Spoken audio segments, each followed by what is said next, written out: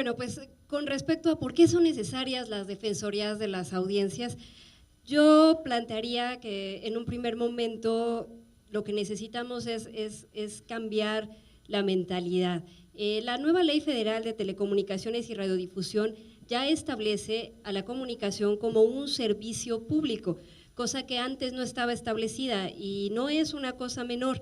¿Por qué? Porque a veces llegamos a escuchar argumentos, desde mi punto de vista, muy endebles y muy simplistas, cuando mencionamos, por ejemplo, algún programa que suele ser poco respetuoso con las audiencias. Se dice, bueno, pues es una empresa y si el programa funciona y tiene rating, ¿cuál es tu problema? Si a la gente no le gusta, que le cambie. Es que esa no es la respuesta y por eso es importante que ahora la comunicación esté establecida como un servicio público, porque los medios, sean empresas o no sean empresas, tienen una responsabilidad social y en este sentido yo me robo parte del discurso de Cintia cuando dice que ya no estamos hablando de una libertad de prensa ni de dueños de medios. Ojalá dejemos de pensar como los dueños de los medios, son concesionarios, están utilizando un bien que es público, un bien que es nacional y por lo tanto tienen una obligación con los contenidos y es necesario que todos y todas pues trabajemos precisamente en convertirnos en audiencias críticas. Ahora, ¿por qué son necesarios los defensores? También rescato la parte de Cintia cuando dice que no somos unas figuras punitivas, ni que estamos buscando nada más saber en qué te equivocaste, ni eres como el verdugo que viene y sienta en la silla de los acusados, a ver, el que dijo esto mal, no. Somos una figura que desea entablar diálogo y que desea crear conciencia en las mismas personas que trabajan en los medios. Es decir, el hecho de que una persona trabaje en un medio público no quiere decir que es infalible, que no se equivoque, que a lo mejor a veces el enfoque no sea el correcto y que muchas veces se cometen errores y son eso, errores, no es una cuestión de manera, no es algo alevoso. Es decir, puede ser que alguien equivocadamente esté discriminando a las mujeres, por ejemplo, o esté tratando mal algún tema desarrollado con la infancia, o esté manejando mal las noticias. Por ejemplo, muchos de los periodistas tienen problemas con el sistema penal acusatorio y están en el sistema punitivo. ¿A qué nos referimos? No respetan la presunción de inocencia, pero a veces es porque simplemente no se han dado cuenta, no lo han reflexionado, no se han fijado que eso es atentatorio contra los derechos de las audiencias. Y en parte la labor de los defensores es precisamente trabajar en conjunto. En el momento en que quien crea los contenidos entienda que lo que estamos buscando son áreas de oportunidad y de mejora en los contenidos de los medios y que no se trata de estar exhibiendo a nadie o de estarlo corrigiendo todo el tiempo, de estarlo persiguiendo, sino de mejorar la comunicación, que debe ser una comunicación pública, que como decía bien el maestro Prieto, si no hay democracia posible sin esta comunicación plural, pues entonces comencemos por tomar conciencia de que estas defensorías de las audiencias lo que hacen es permitir el diálogo entre estas audiencias críticas, fomentar también que estas audiencias conozcan sus derechos y crear conciencia en quien elabora los contenidos. No se trata de una figura punitiva, se trata de que entre todos mejoremos precisamente nuestra comunicación. Y Adriana, ¿algún caso que tenga representativo muy concreto para que se den una idea a nuestro público? Y por cierto, les recordamos que si tienen alguna pregunta, aquí Alfredo Velázquez las va a estar recibiendo, con mucho gusto, aquí las vamos turnando. Adriana. Les decía durante la presentación que hice hace un momento que el IMER aglutina 17 emisoras de radio. Estas 17 emisoras están en diferentes plazas de la República Mexicana. Hay una, por ejemplo, en Salina Cruz, Oaxaca, hay otra en Mérida, Yucatán. Menciono estas dos en particular porque, por ejemplo, Salina Cruz está enclavada en una región, en el istmo de Tehuantepec, donde el 65% de la población es indígena. En Yucatán hay 1,5 millones de mayas. Los medios públicos, dentro de sus obligaciones, tendrían el ser particularmente inclusivos, precisamente con las poblaciones indígenas, porque nuestro país es un país multicultural. todos los medios tendrían la obligación, pero particularmente un medio público, es responsabilidad aún mayor en un medio público. Por ejemplo, una de las quejas más ilustrativas de lo que podría ser una vulneración a los derechos de las audiencias es un correo electrónico que nos escribió un radioescucha precisamente de Salina Cruz, que nos dice, los programas que produce el IMER, pues sí pueden ser buenos, pero cuando todos se producen en el centro, o sea, en el Distrito Federal, y suponen que eso es lo que nosotros necesitamos, en esta plaza particularmente, pues la verdad es que están perdiendo el foco de lo que necesitamos. Y finalmente, si lo pensamos bien, es casi obvio, la radio por antonomasia es local, tiene que situarse en las necesidades en las que está enclavada. Y entonces nos ponemos a pensar, a ver, ¿cuántos contenidos el IMER produce en lenguas originarias o lenguas indígenas? ¿Cuántos contenidos están pensados específicamente para atender necesidades en estereoísmo, por ejemplo? Y lo podemos hacer extensivo a Yucatán, donde les decía que hay 1,5 millones de mayas. ¿Qué hace el IMER por ese 1,5 millones de mayas? ¿Hace producción en lenguas originarias? No, la verdad es que es muy poca. La mediación emitió una recomendación en ese sentido y pidió que se pusiera mayor atención en los contenidos que se generan pues, para las poblaciones indígenas. Sí ha habido un seguimiento, ha habido mejoras, sobre todo en las estaciones donde hay una representatividad demográfica alta.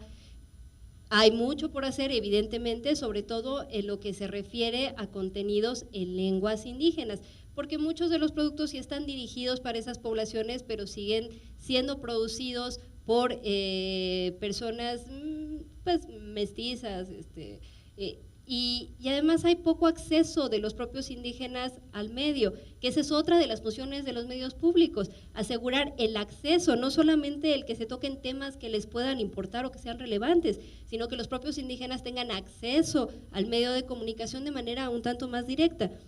Esa parte, por ejemplo, todavía falta por hacer. El IMER ha trabajado en ese sentido y hay que reconocerlo, abre convocatorias todos los años pues para poner a disposición de la ciudadanía los espacios y la producción para aquellos ciudadanos que estén interesados en que se concrete algún proyecto radiofónico que ellos tengan. Bueno, tiene que fortalecer esta parte y dirigirla también a las poblaciones indígenas, difundir la convocatoria en sus lenguas, llevarla a las poblaciones y estimularlos. A lo mejor la capacitación pues ya trasciende las posibilidades del IMER, pero sí extender esta posibilidad de que las comunidades indígenas pudieran acceder a realizar programas. En Radio Ciudadana ha habido uno que otro, pues digamos, programa coordinado precisamente por indígenas, pero son poquititos todavía, considerando con las horas de producción y el número de estaciones que están a cargo del IMER. Entonces, me parece que esto puede ejemplificar una parte de los derechos de las audiencias. Muy bien. ¿Otros casos representativos? Tocayo.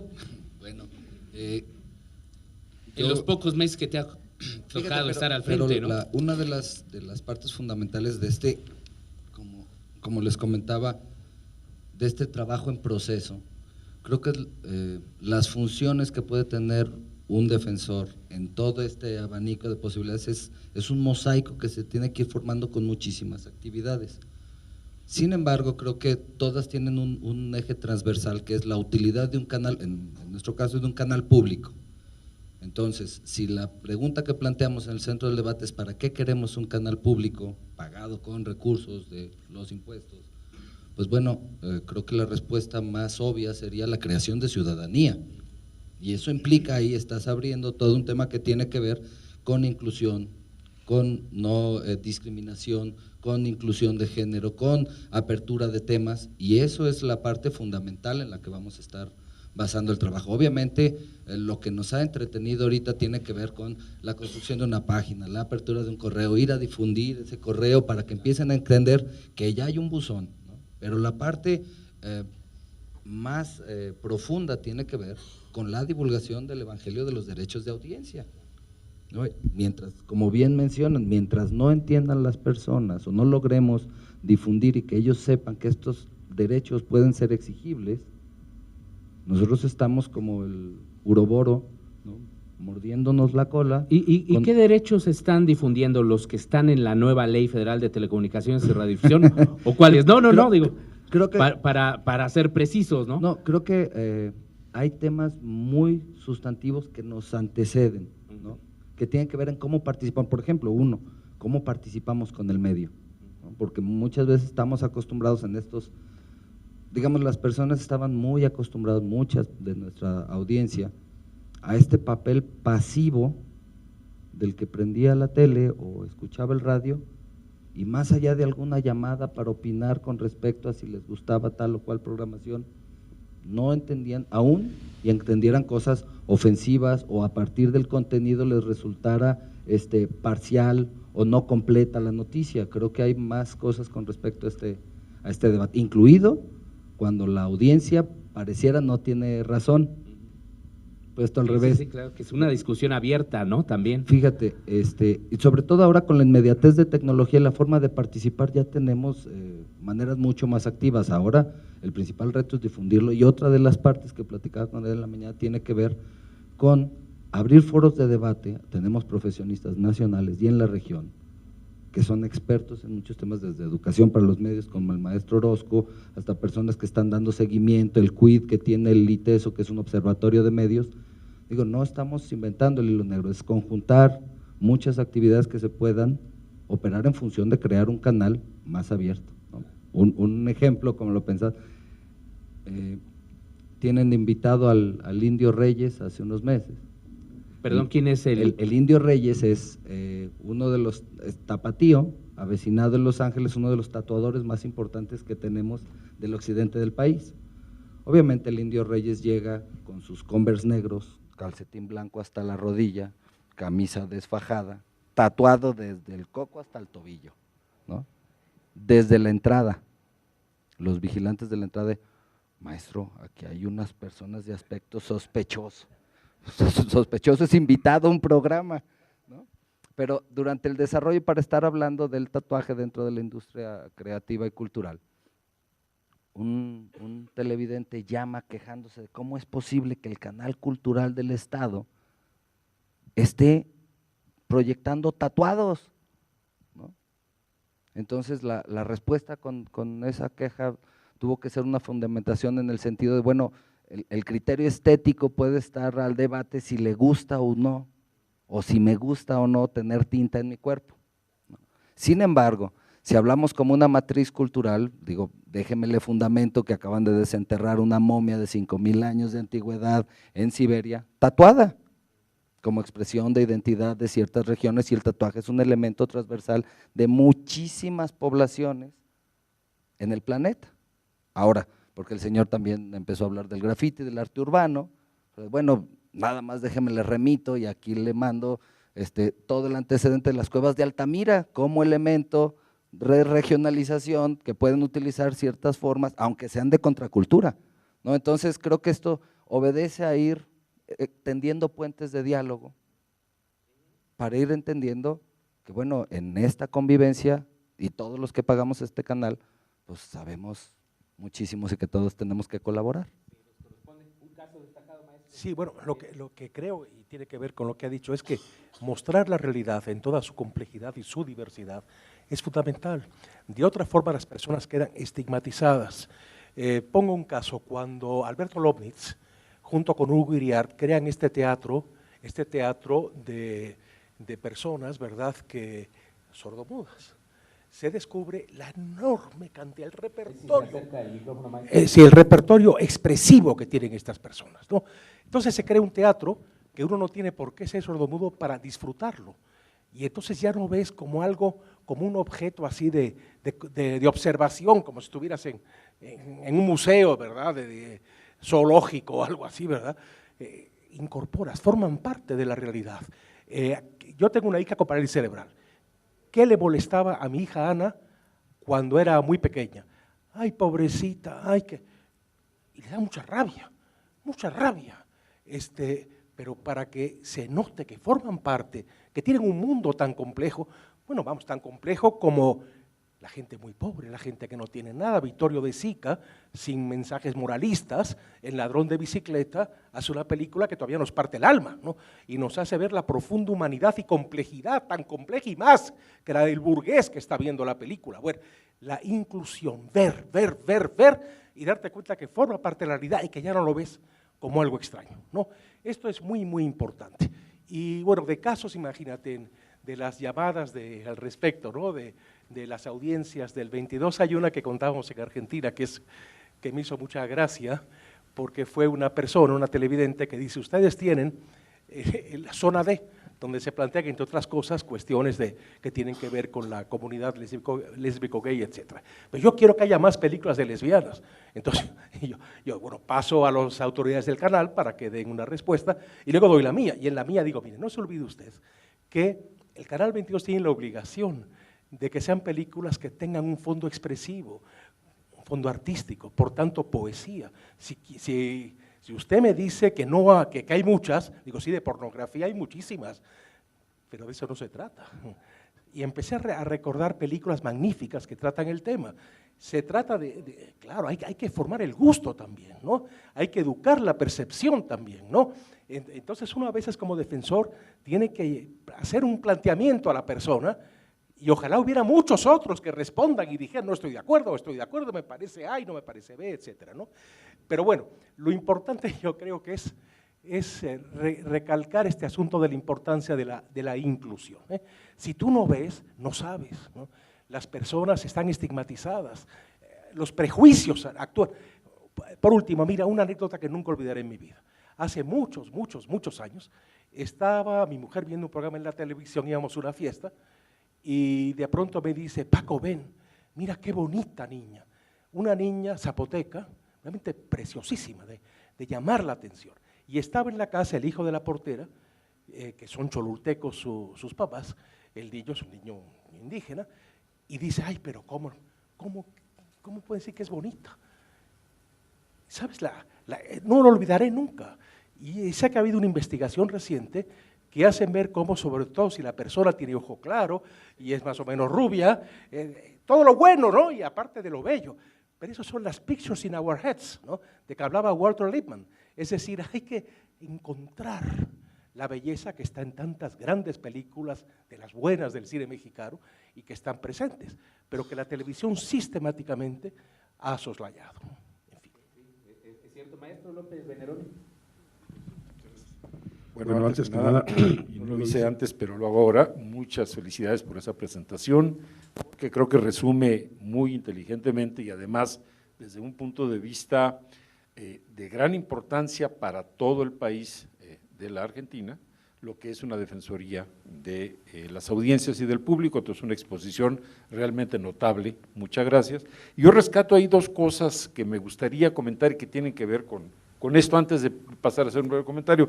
Primero, yo sí creo que una gran paradoja de la modernidad es que distorsiona el sentido de la libertad de expresión y la convierte en una especie como de prerrogativa de aquellos que están especializados en el trabajo de los medios, como si las audiencias tuvieran por fuerza que ser mudas. O sea, para comunicar teniste que estudiar comunicación.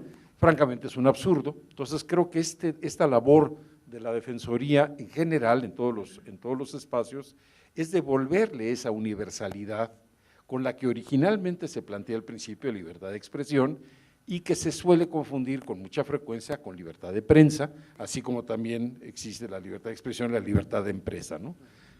Creo que una de las labores de la Defensoría es precisamente rescatar esta universalidad de la palabra pública para todos los que tienen que ver con los medios, incluyendo, por ahí se comentó algo muy importante, con los propios trabajadores de los medios, que no siempre su trabajo es respetado por los dueños o por los altos funcionarios de los medios. Ha habido ocasiones en que cambian totalmente el sentido de una nota original por estas medidas. Ahora, otro punto que me parece importante rescatar y creo que es fundamental aclarar, en México realmente no tenemos ni medios privados ni medios públicos, si me permiten explicar. Los medios privados no lo son porque son finalmente, les guste o no, concesionarios. de un bien que está constitucionalmente, eso no se cambió en la reforma, cosa que celebro, ahí está el artículo 27 constitucional, el espectro radioeléctrico es del Estado, es propiedad de la nación. Entonces se da en concesiones públicas, ahora también se van a llamar, concesiones públicas, privadas, etcétera, pero no existe la idea de que yo por ser fulano de tal compro o adquiero o me hago cargo de un pedazo del espectro para mi gusto, como yo quiera, etcétera. Todos los medios son en ese sentido concesiones, licitaciones, etcétera. Pero tampoco tenemos medios públicos porque en estricto sentido nuestros medios llamados públicos son en realidad medios gubernamentales. Son, en todo caso, medios del Estado. Para bien o para mal, constituyen o han querido constituir a lo largo del tiempo una alternativa al discurso de estas concesiones comerciales. Creo que lo han logrado en algunos casos, en otros no ha sido tan fácil, pero lo cierto es que creo que una de las labores de las defensorías es precisamente acercar más a estos medios a su carácter público, al precisamente devolver la posibilidad de la interacción discursiva con las audiencias, para que las audiencias, desde luego, opinen. Esto me parece que es fundamental. Y al mismo tiempo para abrir los canales, creo que todo el mundo lo ha comentado aquí, de una pedagogía socialmente construida, en el sentido de que sí, yo puedo estar en contra de un programa de televisión o de un comentarista, ¿no? Me cae mal, me parece que es muy agresivo, que es muy antipático, pero no es esa la labor de la Defensoría. Hay algo que tenemos nosotros que dejar en claro hacia el interior de nuestra labor, pero también hacia el público en general. No somos árbitros en un encuentro de fútbol. O sea, no se trata de arbitrar entre dos contendientes, porque ahí sería totalmente simétrica la relación. Nuestra idea sería más bien tratar de que el público entienda de qué se trata el espectáculo, de que hay reglas del juego, de que esos contendientes, que es finalmente lo que es la programación, bueno, hay una enorme pluralidad y una enorme variedad, y tendríamos que tratar de que el público se concientizara de que existen formas de canalizar puntos de vista que pueden ser tomados en cuenta y que pueden incidir en las políticas de programación, que van más allá de la opinión o del gusto. Y rescatando aquí, yo llevo poco tiempo en Canal 11, pero encuentro hasta ahorita dos temas que han sido interesantes. Uno se está trabajando, los dos de hecho se están trabajando. Uno es el comentario de un televidente que incluso hizo él, motu propio, una especie como de monitoreo de los noticiarios, y siente que una de las 3 emisiones de antena de noticias de Canal 11 está muy cargado hacia el discurso gubernamental. Entonces estamos trabajando en eso para ver si es realmente el caso o si, como suele ocurrir, se toma en cuenta en bloque también los espacios que por ley puede el Estado utilizar para promover sus políticas. Entonces, distinguir ahí esa parte. Y el otro es, le comentaba a Paco Prieto, que conoce mucho el tema, la queja de un televidente que siente que se está acercando el programa de Toros y Toreros, que es uno de los más viejos del canal, porque ahora viene con una noticia preventiva en cuanto a la cualidad sanguinaria de la emisión. Entonces se aconseja, y no le gusta esto a él, siente que están vulnerando sus derechos, porque dice él, en realidad es un problema cultural, el que no quiera, que no lo vea, etcétera. Entonces estamos trabajando ahorita en esos dos asuntos que han sido quizá los más puntuales.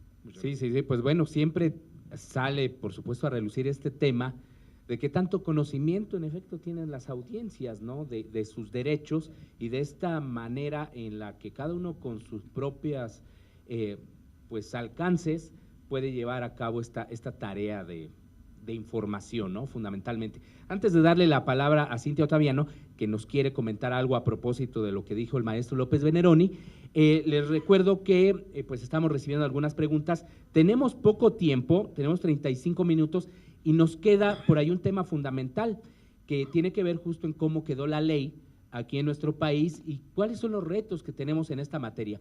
Entonces, yo le quisiera pedir a la maestra Beatriz Solís, en un ánimo, o más bien con el deseo y esa capacidad que tiene para ser sintética, que le dijera aquí al público y a quienes nos ve en el canal del Congreso, en qué consistieron los derechos de las audiencias en la nueva ley y cómo quedó plasmada esta figura de las defensorías. Bueno, si nada más tenemos media hora no nos va a dar tiempo. No, voy a ser muy sintética, invitando por supuesto a todos nuestros acompañantes a que revisen la ley, particularmente en lo que se refiere a los contenidos y a los derechos de las audiencias. Podría ser muy sencillo. Finalmente la ley estableció exclusivamente y de manera explícita solo 9 derechos de las audiencias. Son derechos de las audiencias estos 9, es más, creo que 8, porque el 9º dice… Y lo que establezcan y las lo demás que leyes. establezcan otras leyes. 9 derechos. Evidentemente no son 9 derechos, no están mal los derechos que reconoce la ley, el derecho a contar con programación de calidad, que respete la identidad nacional, que respete la integración familiar. Sin embargo, está incorporando conceptos demasiado ambiguos desde mi punto de vista, porque ¿cómo vamos a ir materializando cada uno de estos grandes conceptos que conforman mis propios derechos? Y creo que aquí sí vamos a tener que trabajar arduamente los defensores, traduciendo, ejemplificando, haciendo ya una definición mucho más material de cada uno de esos derechos. Yo me puse a revisar toda la ley en materia, la parte que corresponde a contenidos y a la parte que corresponde a radiodifusión, tratando de encontrar cuando había una obligación para el concesionario, si esto se podría representar, reflejar en una obligación de las audiencias. Y debo decirles que me encontré 43 explícitos y puntuales derechos de las audiencias, más allá de los 9 que reconoce la propia ley. Y yo creo que tendremos que empezar a trabajar sobre ese gran listado que la ley, sin reconocerlos explícitamente como derechos de las audiencias, son derechos de las audiencias. De hecho, este documento que se recuperan todos estos derechos traducidos de las obligaciones está en la página de la Defensoría de Radioeducación para que ustedes puedan consultarlos. www.defensora de las audiencias.edu.mx. ¿Y cómo quedaron las defensorías? Y las defensorías, establece la ley la obligatoriedad de todos los operadores de radiodifusión, ojo, no de los medios de televisión restringida, solo de radiodifusión abierta, como si las audiencias de la televisión restringida no tuvieran derecho a ser defendido. Solo para radiodifusión establece la obligatoriedad de los concesionarios de tener defensores de audiencias, pudiendo estos, dice la ley, ser 1 por emisora, 1 por grupo de emisora, 1 por sector de emisoras. Tomarán la decisión los propios operadores de cómo van a nombrar o a quién van a representar sus defensores, lo cual también deja un gran margen de discrecionalidad en la aplicación. Establece la obligación de contar con códigos de ética que tendrán que ser definidos y establecidos por los propios concesionarios y difundidos ampliamente. Establece elementos fundamentales para muchos de nosotros, pero que quedan en una gran ambigüedad y que tendremos que hacer mucha tarea a los defensores de las audiencias, los que creemos que las audiencias tenemos derechos, para ir avanzando un poco más y traduciendo esto para hacer que crezca este apartado de la ley que me parece, desde mi punto de vista, que quedó con una enorme ambigüedad y un gran espacio para la discrecionalidad, porque además el defensor establece ahí las tareas básicas de la defensoría, escuchar los reclamos, las quejas, etcétera, etcétera, y el concesionario determinará si proceden o no proceden. Entonces será tarea de los defensores decir procede porque procede y convencer y hacer pública nuestros señalamientos o nuestras recomendaciones. No podemos dejarlo, como decía mi abuelita, a la mano de Dios, porque no es Dios, no son dioses, los concesionarios. Y evidentemente ellos tienen de manera legítima sus propios intereses, que no son necesariamente coincidentes con los derechos de las audiencias y los intereses de las audiencias. Desde mi punto de vista, hay una enorme fila de pendientes que creo que los defensores de las audiencias, ya que estamos obligados a existir por ley, aunque nosotros existimos aún sin la obligación, por voluntad propia de los propios concesionarios, les llamo concesionarios porque así ya la ley los llama a todos, ya no hay permisos. Entonces yo sí creo que tenemos que trabajar mucho y debo compartir con ustedes que sí tenemos más o menos un rato ya, casi un año, en donde los defensores, y vamos a tratar de que de Jalisco nos invite para que entonces podamos ir a Jalisco, en estarnos reuniendo de manera regular, sistemática, compartiendo preocupaciones, compartiendo experiencias, conversando sobre los temas que nos competen, revisando la ley de servicios audiovisuales de Argentina, que tuvimos una sesión para platicar sobre eso, viendo metodologías de trabajo, porque creo que no es un trabajo que debe realizarse solo, se realiza con las audiencias, pero también con los colegas, con los pares. Y en este sentido yo estoy de acuerdo con todo lo que han planteado los colegas en términos de las grandes tareas, en términos de capacitación, de sensibilización, no nada más a las audiencias, sino, insisto, adentro de la propia emisora.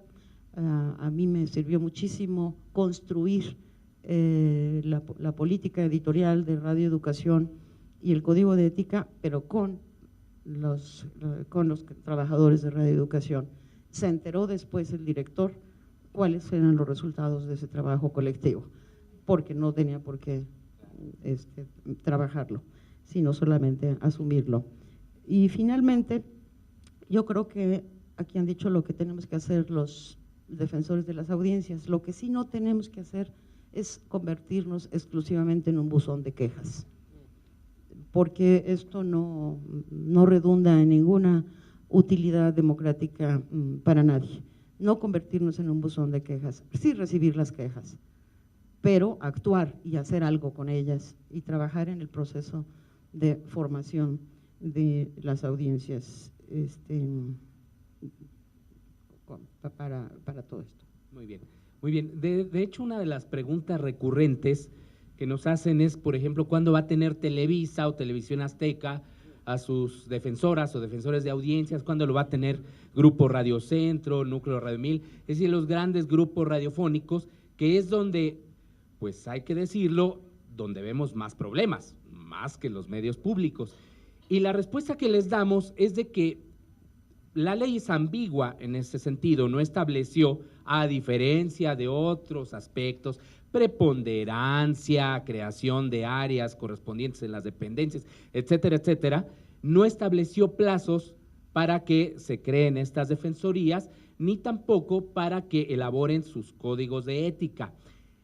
Lo que sí está es en los transitorios para que el Instituto Federal de Telecomunicaciones establezca lineamientos que son los que guiarán finalmente la construcción de estas defensorías y los códigos de ética. Lo que hemos también nosotros dicho es de que, y como lo dijo muy bien Cintia Ottaviano, la ética no se impone, y ahí vamos a ser muy observadores del trabajo que lleve a cabo el Instituto Federal de Telecomunicaciones, pero ese documento de los lineamientos será fundamental porque ahí sí, ya como autoridad del instituto podrá establecer los plazos y los grupos radiofónicos tendrán ahora sí que actuar. Esperemos que no se dilaten mucho en esto, pero que también lleven a cabo, que ese es uno de lo que nos plantearon en corto, que van a llevar a cabo un foro para pues conocer las opiniones en relación de cómo debían ser estos lineamientos. Entonces, para los que están esperando ya la noticia de cuándo alguna de estas televisoras o grupos radiofónicos va a tener a sus defensores, pues hay que esperar nada más a que el IFETEL emita estos lineamientos. Nos han llegado afortunadamente bastantes preguntas, voy a leer 5, no las he revisado, así tal cual como ya las voy a comentar, y hay una primera que es justo para Cintia Ottaviano, para que también comente lo que hace un momento quería decirnos. Milton Partida dice para Cintia Ottaviano, ¿cómo recibieron los grupos empresariales mediáticos la implementación de la Defensoría? Pregunta también Milton Partida para la mesa, si la nueva ley de radiodifusión y telecomunicaciones no obliga tajantemente a que los concesionarios cuenten con una defensoría. No, bueno, sí, se dijo que sí, lo que es radio y televisión abiertas. ¿Cómo podría conseguirse que esto sea posible? ¿Será la sociedad y las audiencias quienes los obliguen? Laura Martínez Águila nos pregunta que en el contexto de las narrativas transmedia, que es uno de los ejes temáticos de esta 10ª Bienal Internacional de Radio, ¿cómo puede la defensa de las audiencias a manera de ejercicio dialógico retroalimentarse de esas narrativas creadas por las audiencias fuera de la estructura institucional de los medios? Y es una pregunta muy pertinente porque también nos preguntan constantemente si los contenidos, por ejemplo, en los sitios web, también nosotros tenemos algún tipo de participación. A mí, por ejemplo, me han llegado quejas de algunas fotografías que se han publicado en el sitio de Noticias MBS, y si bien les damos seguimiento, lo cierto es que quedan dudas, ¿no?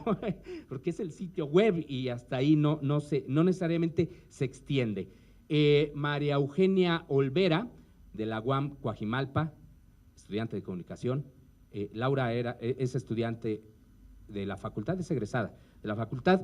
Bueno, María pregunta, la Defensoría de Audiencias, ¿qué tanta injerencia tiene sobre los programas denigrantes, misóginos y racistas que están en las principales televisoras en horarios familiares? Además, ¿estos programas pueden o están regulados? ¿Y qué se ha hecho hoy en día para regular contenidos?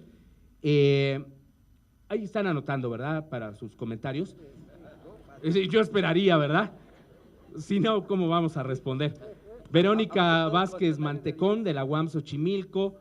Caray, tiene varias preguntas. Pregunta, ¿la democracia no consiste en darle gusto a todos? ¿Se tiene derecho como medio a tener una línea editorial?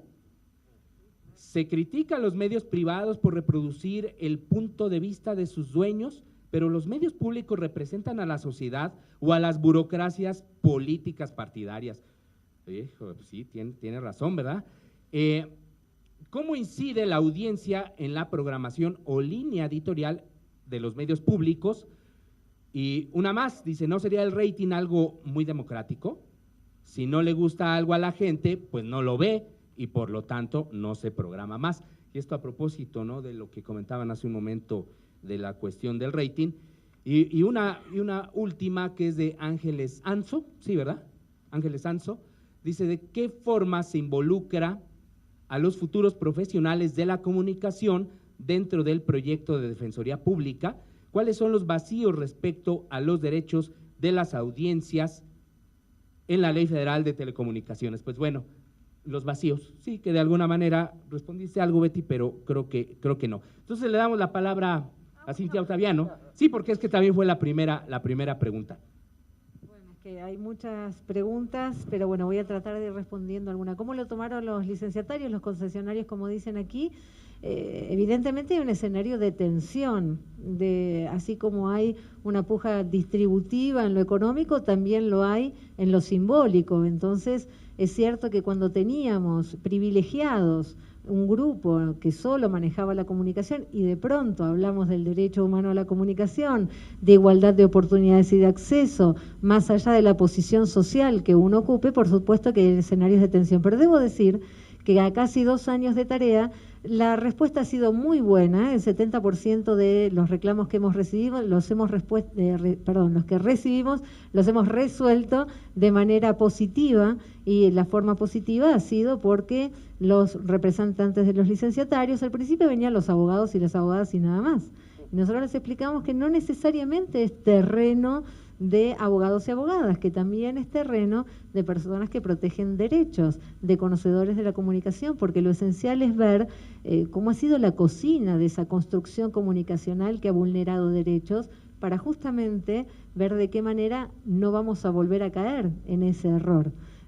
Así que ser trabajador de los medios de comunicación es esencial para poder ejercer, desde mi perspectiva, esta tarea en la Defensoría. Así que, si bien con algunos hemos tardado un poquito más en que comprendan este nuevo paradigma dialógico, porque creían que estábamos teniendo que hacer respuestas burocráticas de no se vulneró ningún derecho y punto, para que vaya una maquinaria que después terminaba en una sanción, y acá lo que se propone es exactamente lo contrario. Es generar un espacio de encuentro, de enriquecimiento, también de interpelación de la perspectiva de la propia Defensoría, porque no hay una verdad única, la verdad se construye de múltiples verdades, de manera que esa es una tarea esencial, la de poder escuchar y la de poder incluso poner en cuestión aquello que la propia Defensoría ha elaborado. Con respecto a lo que decían de si no le gusta no lo ve y listo, el rating no es una forma democrática, el rating es una forma mercantilista. El rating es la forma que han encontrado en el mercado para medir audiencias, pero para ganar dinero. No les importa lo que a ustedes les gusta o les deje de gustar. La realidad es que quieren ver, supuestamente, de acuerdo con lo que dice una empresa, que vaya a saber, en el caso de México, pero en el caso de Argentina, tiene lo que se llama 800 people meter para 40 millones de audiencias. 800 people meter son 800 aparatitos en 800 hogares. Acá es lo mismo. Aquí, pero incluso aquí con la agravante de que tiene 2 años que no se miden ratings en televisión. Bueno, entonces... Por un conflicto de las televisoras con las empresas de medición de audiencias. Entonces estamos, bueno, a tientas, ¿no? En ese terreno. Es interesante ver cuántas verdades hemos depositado fuera de la construcción de nuestras propias verdades. Cuántas colonizaciones de subjetividades tenemos replicando discursos que no nos representan. A mí no me representa el discurso del rating, porque el discurso del rating representa a lo que se consideraba una empresa para ver cómo se distribuye la torta publicitaria. No puede haber muchas más fantasías detrás del rating. Buscan establecer con acuerdos, porque 800 aparatitos en los millones de hogares de la Argentina no es una muestra representativa, todos lo sabemos, los que trabajamos en el campo de las ciencias sociales, con más razón.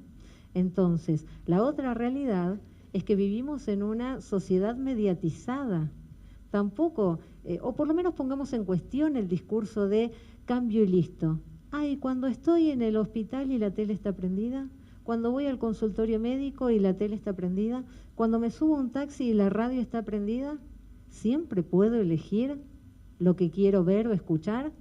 Y si hay una posición concentrada de la comunicación, si hay lógicas de producción hegemónica de esa comunicación que tienen que ver con el pensamiento único, ¿realmente puedo elegir? Si no hay opciones, no se puede elegir. Si yo tengo sed y hay una botellita de agua, 3 exactamente iguales, bueno, por supuesto, tomaré esa agua, pero ¿he elegido tomar agua? ¿O yo de pronto quería tomar una limonada? Y por otra parte, creo que también tenemos que poner en cuestión el gusto o no el gusto. Trabajamos en la protección de derechos, no en qué me gusta o qué no. Tal vez a una persona le puede gustar discriminar, pero las sociedades nos hemos puesto de acuerdo con un contrato social en que no hay que discriminar, porque se vulneran así derechos de otras personas. Entonces, así como estas sociedades han avanzado, los medios de comunicación también tienen que incorporar esos avances porque no están por fuera de la sociedad. Preguntaban sobre las líneas editoriales, pero por supuesto que se puede tener línea editorial, lo que no se puede tener es engaño.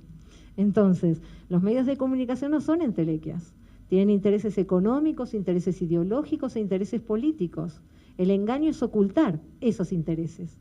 Entonces, bienvenidas las líneas editoriales, pero bienvenidas las transparencias en esos intereses para que las audiencias puedan tomar sus decisiones y puedan resignificar aquello que están escuchando y aquello que están leyendo, para ponerlo en la perspectiva del interés. Y vaya qué verdad le hemos dejado, porque ¿cuáles son los intereses de las audiencias? ¿Dónde están los medios de comunicación funcionales a los intereses de las audiencias? Hemos dejado la capacidad de formar agendas periodísticas en un grupo de personas, ¿Por qué las audiencias no pueden participar en la construcción de las agendas periodísticas? Si son justamente las audiencias las que pueden determinar los intereses y los criterios de selección de las noticias. Si justamente las agendas periodísticas dicen mucho más por aquello que invisibilizan que por lo que tienen. Entonces, no me dirán ustedes que muchas veces no se encuentran representados cuando ven los noticieros de aquí, de México, de algunos canales y sobre todo de los que tengan posiciones concentradas. Porque no estará el criterio periodístico puesto al servicio del pueblo, está puesto al servicio del concesionario. Esa es otra de las realidades. Y no sé si había otra. Lo del transmedia me parece sumamente interesante porque la primera clase magistral tuvo que ver con eso y parecía poner en cuestión justamente los derechos de las audiencias, porque se hablaba de un paradigma tecnológico. La tecnología no es nada si no tiene un sentido social. Creo que hay que poner una vez más en juego aquellas creencias que vienen tan sencillamente dichas y tan universalmente, aparentemente, aceptadas. En el país del que yo vengo, lamentablemente, por ejemplo, no hay un tendido de fibra óptica en todas las regiones. La realidad es que la gran mayoría se informa a través de los noticieros de la televisión abierta, pero sobre todo de aquellas señales que vienen pagando en el servicio de televisión. Y ahora fíjense también qué interesante que muchas de los, por ejemplo, mensajes o producciones o publicidades que se habían dado en la televisión luego quedan en Internet. Lo que pasó y lo que viene pasando en la Defensoría del Público de la Argentina es que los reclamos que tuvimos por publicidades que, por ejemplo, eran discriminatorias, finalmente quien había sido reclamado tomó la decisión también como mecanismo de reparación de levantarlo del sitio de Internet.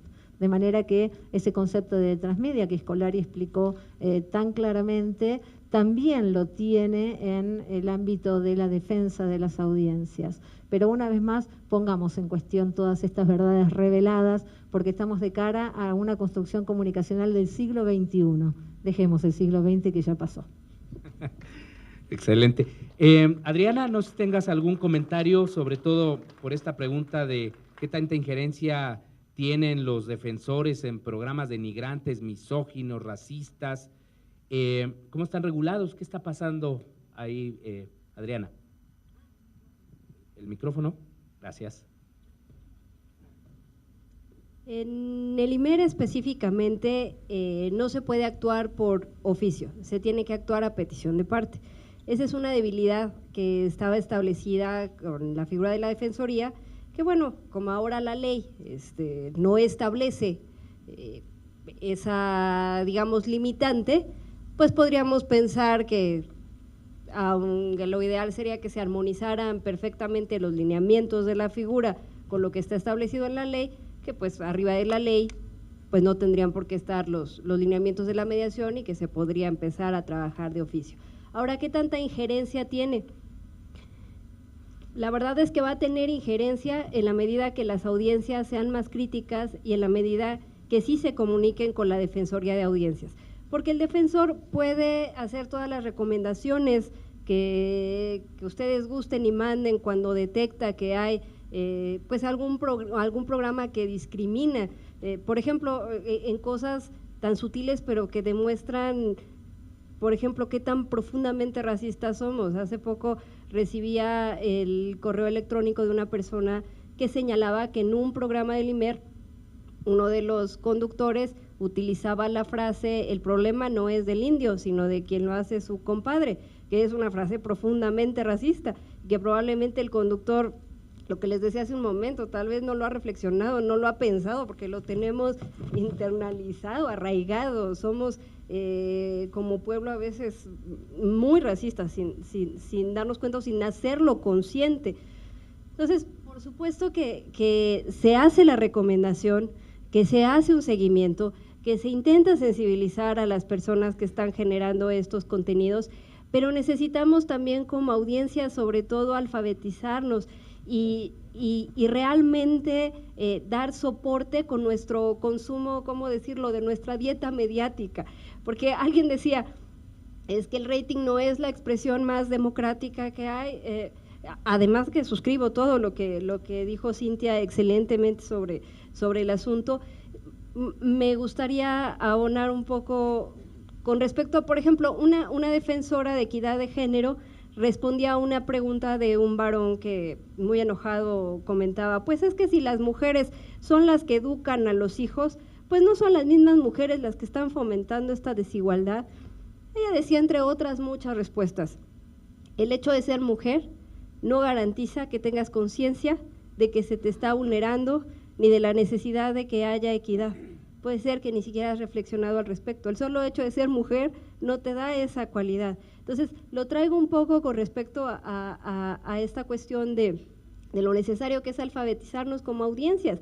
El hecho de ser audiencias y de que estamos consumiendo lo que consumimos, a veces lo hacemos sin total conciencia de precisamente qué tipo de comunicación estamos fortaleciendo con nuestro consumo mediático. Entonces necesitamos trabajar mucho en la alfabetización, en mejorar como audiencias, en ser más críticos, en defender los derechos del otro, en tener respeto por el otro, no solo porque a mí me esté aludiendo.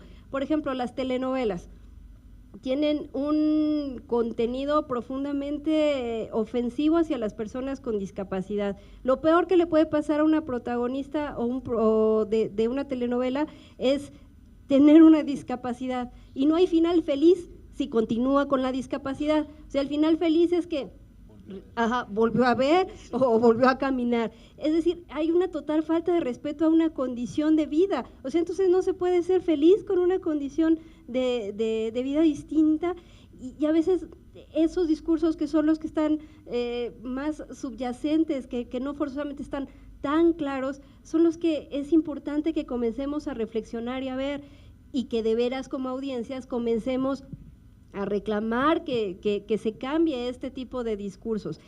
Insisto, la figura de mediación o el defensor podrá recomendar y dar seguimiento a ciertos casos, pero mientras las audiencias no reclamen sus derechos y no fortalezcan con esos reclamos, con esa cultura de reclamo que le dé soporte a la acción de un defensor, pues lamentablemente vamos a seguir teniendo contenidos de este tipo, y lamentablemente ni siquiera porque alevosamente a veces el medio los quiera producir, sino porque seguimos sin querer reflexionar como sociedad en todo lo que conllevan estos contenidos mediáticos. Sí, además de la preocupación finalmente, más bien de la necesidad de que el público participe, de que los radioescuchas, las audiencias, los televidentes participen, hay que recordar que la nueva Ley Federal de Telecomunicaciones y Radiodifusión estableció que la regulación de contenidos seguirá en manos de la Secretaría de Gobernación, que fue una observación muy puntual que hicimos los defensores de que nosotros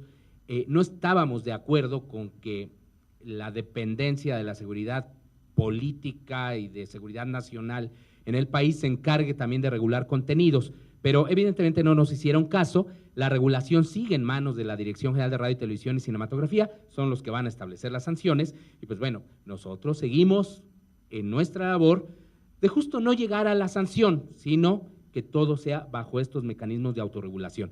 Ahorita le doy la palabra maestro Prieto, pero es que fíjese que llegaron algunas preguntas que sí, para sobre todo 3 de nuestros defensores de medios públicos, pues van directo a ustedes. ¿Cómo hace el defensor o defensora para que los medios no se conviertan únicamente en difusoras, que era algo, Cándice Carrasco, en difusoras de comunicación social del gobierno federal o estatal? Porque es evidente que sistemas estatales, universitarios, actualmente así lo hacen. Esto lo pregunta Cándice Carrasco, de Jalisco. Elvira García, Radio Red, para Paco Prieto. ¿Se ha quejado la audiencia del Canal 22 por la inclusión desde el inicio del gobierno de Peña Nieto de notas alusivas a acciones de su gobierno en el noticiario Noticias 22? ¿Y qué opinión o postura ha tomado usted ante esta situación? ¿No tendrá que defender el derecho de las audiencias del 22 a que su noticiario cultural solo presente notas de arte y cultura como originalmente lo hizo por 20 años? Pregunta a Salomón Reyes, ¿cuál es o debiera ser la postura de la Defensoría en relación con la fiesta taurina, donde tanto es una tradición en nuestra cultura como un acto violento donde se maltrata y mata a ser vivo con fines de entretenimiento y además en un ámbito de negocios? en el contexto de un país donde la práctica de la corrupción es tan alta, ¿cómo entrar? ¿Cómo entrar? Algo así, bueno, que la figura se convierta, ¿cómo evitar? Que la figura del defensora se convierta en un poder de facto vinculado a actores políticos. Bueno, en realidad yo recibo y procuro entender lo que me dicen las audiencias. Si no soy yo el que va a mandar una queja desde mí mismo, digamos, ¿no?, a la dirección del canal, porque estaría traicionando realmente mi función como defensor. Estoy al servicio de las audiencias. Porque está establecido en los estatutos, maestro. Sí, está establecido y así, vamos, y yo creo que así además debe ser. No he recibido en ese sentido, la verdad, ningún tipo de quejas, pero sí, los que están aquí, claro, dice, vi esto y bien, háganlo, y verán que se les da respuesta. O sea, yo llevo el asunto arriba, procuro disuadir en la medida de lo posible, y luego doy mi comentario, y si no me hacen caso, pues digo, bueno, he insistido y recomiendo al canal, etcétera, etcétera. Bueno, la cuestión taurina muy breve, porque yo soy un apasionado a la fiesta brava. Yo sé que a cualquiera que lo es hoy en día lo ven casi como una mala bestia, ¿no?, olvidando que Góngora, que Quevedo, que Goya, que Picasso, que Alichu Macero han sido en un tiempo Octavio Paz, Salvador Lizondo, han sido aficionados a los toros. Que Bizet escribió una ópera espléndida con un trasfondo taurino, que Francesco Rossi, en La Hora de la Verdad, hizo una película que es de una poesía intensísima sobre la fiesta de los toros.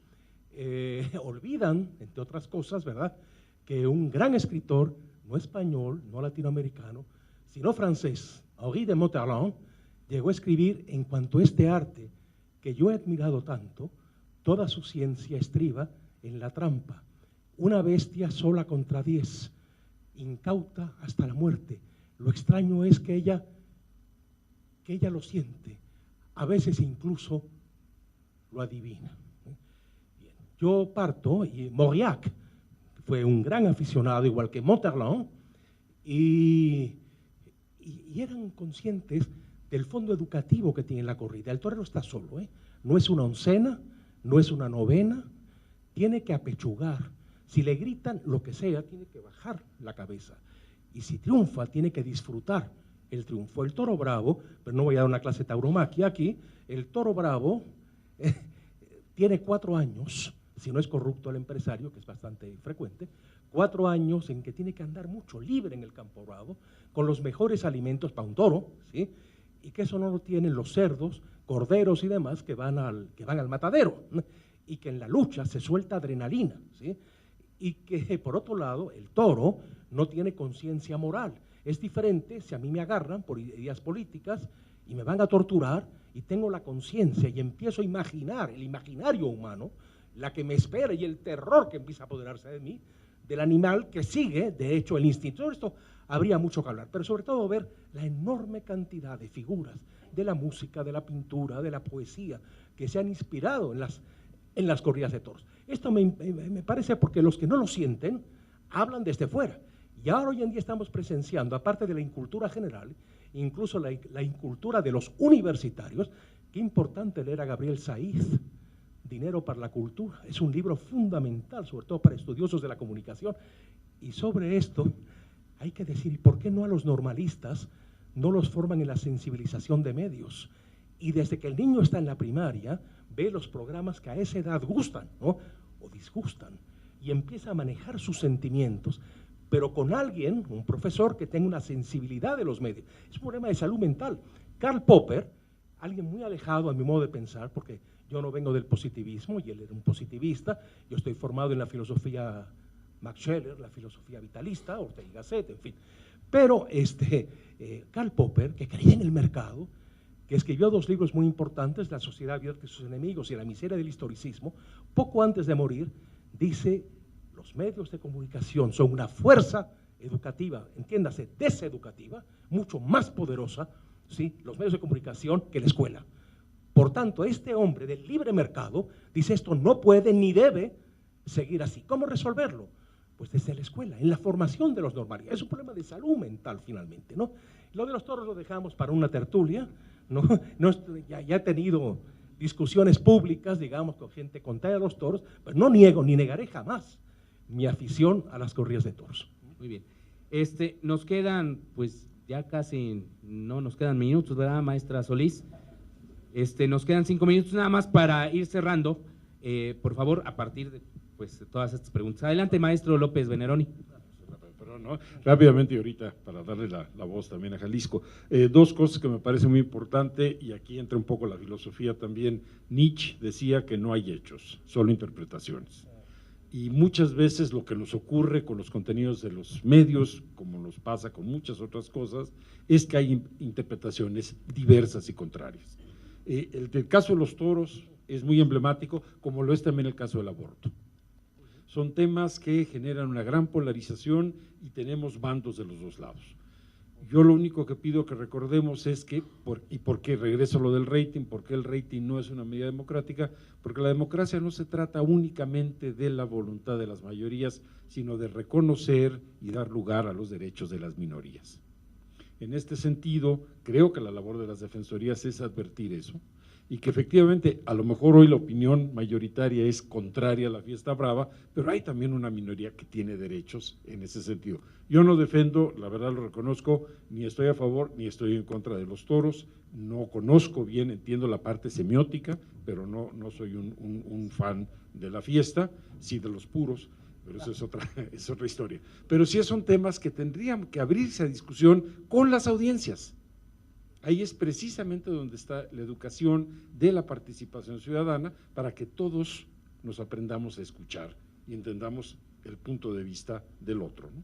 Entonces, una audiencia por ejemplo, pública puede ser un propone tema Cintia que es el Ottaviano. caso, repito, el caso del aborto y de algunas otras cosas, pero nada más dejaría ahí y recordaría efectivamente que el rating es una medida unidad de medida comercial que refleja más los intereses de los anunciantes sobre la programación que el gusto del público por la programación, ¿no? Nada más que eso. Maestro Gabriel Orozco, sobre todo este tema de los medios públicos, gubernamentales, Fíjate, en fin, que es una discusión abierta también. Que que también, por cierto, fue uno de los vacíos de la ley.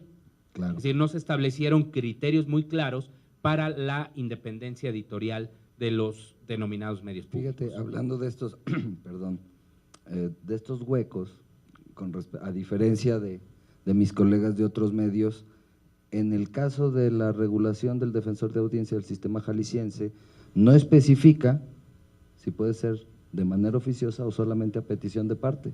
Y como no lo especifica, yo sí me tomo la atribución.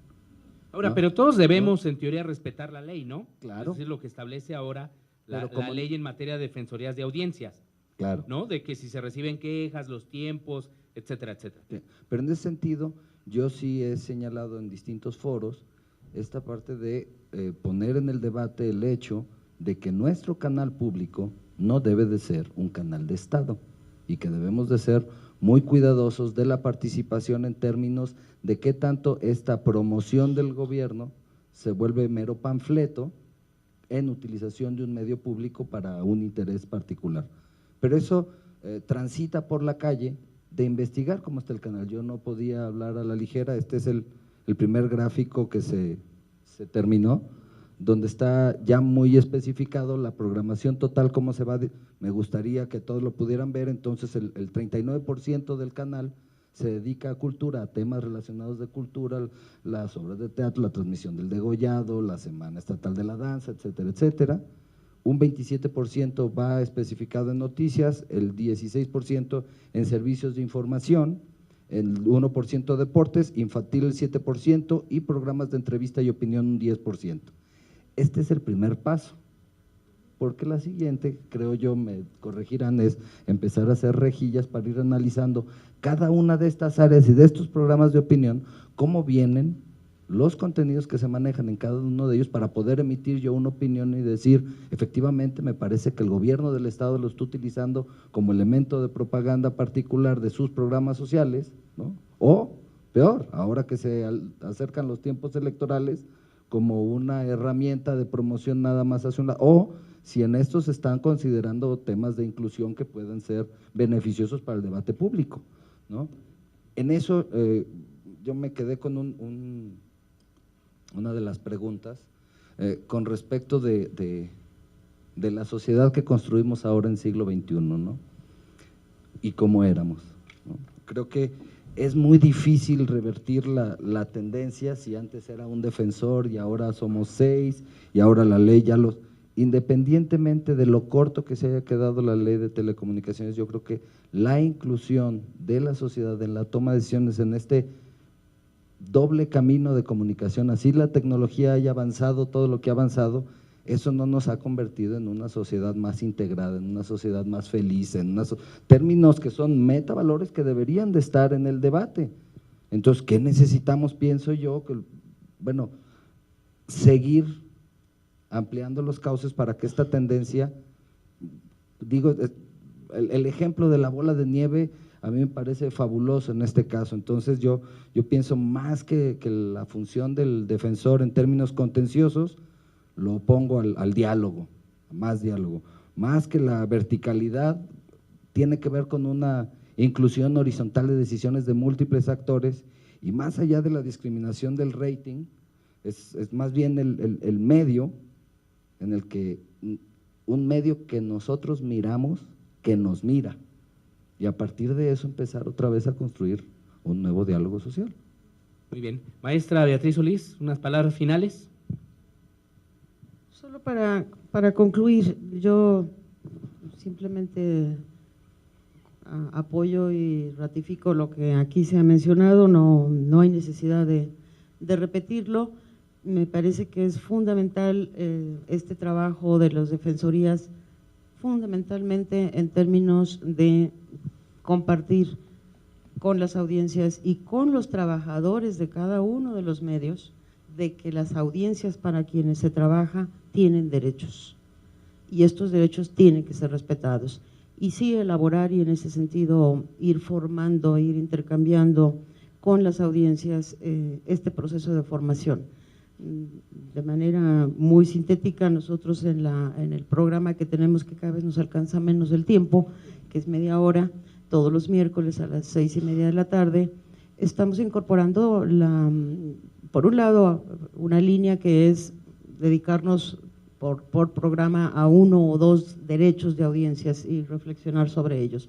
Y por el otro lado, a invitar a las audiencias a que participen en el programa de la Defensoría, que visiten la emisora, que la conozcan por dentro, porque una manera de acercarlos a que lo sientan como más suyo es invitarlos a visitar la emisora, a conocer a quién hace las noticias, a conocer a quién maneja la fonoteca, etcétera, y después se quedan con nosotros en el programa. Es una manera de irlos haciendo que sientan que la emisora y el espacio de la Defensora es un espacio del que se pueden apropiar. Y en este sentido, reitero y agradezco mucho la presencia de todos ustedes. Me parece estimulante encontrar un auditorio tan interesado y tan lleno, aunque sea un auditorio pequeño, pero es un auditorio lleno de personas interesadas en este tema, y que solamente con el trabajo compartido, una de las preguntas planteaba cómo ir incorporando en las universidades, en los nuevos profesionales de la comunicación, una cultura de conocimiento de las audiencias y del respeto a las audiencias, y de que se enteren de que existen defensores de audiencias. Pues es lo que nosotros ya hemos empezado de alguna manera. Hemos hecho algunas mini giras todavía, esperamos que podamos hacer más, a las universidades para platicar sobre lo que se hace en las defensorías, para incorporar con el diálogo con los estudiantes esta tarea, pero fundamentalmente establecer convenios con las universidades para hacer investigaciones sobre las audiencias, y que no nos las haga IVOPE, sino que nos las hagan las universidades, establecer relación y estimular la creación de observatorios de medios, de la cual nosotros podemos aprender muchísimo, pero al mismo tiempo ser fuente de información para los propios observatorios. Esta vinculación con las instituciones de educación superior, particularmente aquellas que están rediseñando sus planes de estudio, como en la Universidad Autónoma Metropolitana, en donde tenemos que incorporar precisamente el tema de conocimiento, no solo de los derechos en general, sino de los derechos humanos, particularmente en el ámbito de la comunicación. Muchísimas gracias a todos ustedes por haber permanecido aquí. No estoy despidiendo, me estoy agradeciendo por haber permanecido aquí, porque esto creo que a todos y cada uno de nosotros nos da la idea de que hay interés por los derechos de las audiencias y por el trabajo de los defensores. Así es. Muchas gracias. Pues, algunas palabras finales, Cintia Ottaviano. Ahora sí que tú abriste y por qué no, y tú cierras, Cintia Ottaviano, antes de despedirnos ya también de este programa para el canal del Congreso. Que ven, claro, invitarlos mañana, por supuesto. Mañana a las 17 horas en este mismo lugar, así es, para hablar sobre el reto de los medios públicos. Si no me equivoco, les hago la promoción. Que también hay un colega, Roberto Caballero, de la Radio Pública, y varios colegas de aquí de México, ¿no es cierto? Creo que estamos ante un desafío extraordinario, más allá de cierto sabor amargo que pueda haber por las realidades concretas que se han esgrimido.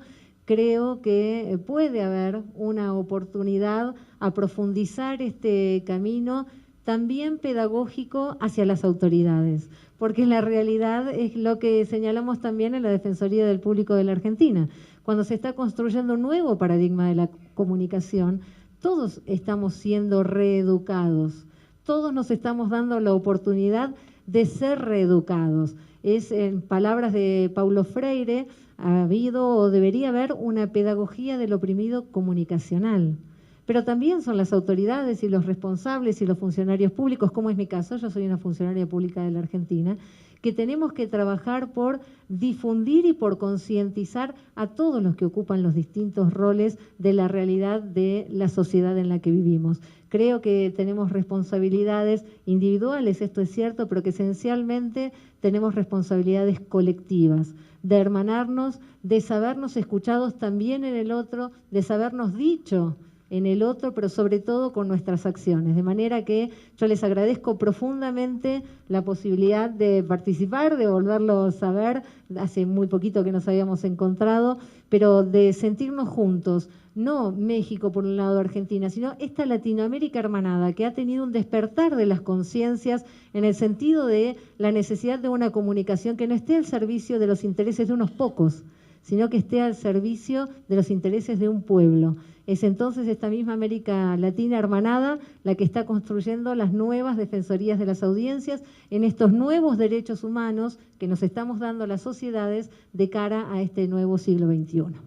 Bueno, un aplauso, claro. Ya ven, por eso decía yo que tenía que cerrar Cintia Ottaviano, justo con este exhorto. Pues les agradecemos a todos ustedes quienes participan en esta aula magna José Vasconcelos del Centro Nacional de las Artes, su participación, sus preguntas, quedaron por ahí algunas en el tintero, pero pues ni hablar, se nos terminó el tiempo. Agradecemos evidentemente a Radio Educación la hospitalidad justamente que nos da en esta 10ª Bienal Internacional de Radio. Creo que todos nos llevamos también apuntes de las preocupaciones de las audiencias y creo que también por las preguntas hechas creo que hay un interés muy claro pues por conocer estos derechos y ejercerlos. También agradecemos al equipo del canal del Congreso, siempre muy profesionales ellos, que históricamente han apoyado estas transmisiones de la Bienal de Radio, a su directora, a su equipo de producción, etcétera, etcétera, a todo el staff de Radio Educación. Y no lo olviden, ya lo dijo también Cintia Ottaviano, mañana tenemos esta mesa de los retos de los medios públicos en punto de las 5 de la tarde, y para el viernes, las políticas de comunicación en México, reforma constitucional y ley federal de telecomunicaciones y de radiodifusión. Muchísimas gracias nuevamente y hasta la próxima.